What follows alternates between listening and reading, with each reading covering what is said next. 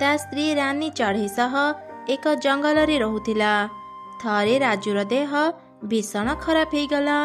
ସେ ଆଉ କାମକୁ ଯାଇପାରିଲାନି, ଯାଦ୍ୱାରା ତାଙ୍କ ଘରେ ଜମା ଥିବା ସବୁ ଖାଇବା ସରି ସରି ଯାଉଥିଲା। ଏସବୁ ଦେଖି ରାନୀ ଚଢ଼େଇ ମନରେ ଚିନ୍ତା କଲା, ଘରେ ଅଳ୍ପ କିଛି ହିଁ ଖାଇବା ଅଛି। ଶୀଘ୍ର ଯଦି ମୁଁ କାମ ନ ଖୋଜିବି ଆମେ ଖାଇବାକୁ ପାଇବୁନି। ଯାଏ ବାହାରକୁ ଯାଇ କାମ ଖୋଜି ଦେଖେ। କାମ ପାଇଲେ ଘର ପାଇଁ ସଉଦା ଆଉ ମୋ ସ୍ୱାମୀଙ୍କ ପାଇଁ ଔଷଧ ନେଇ ଆସିବି।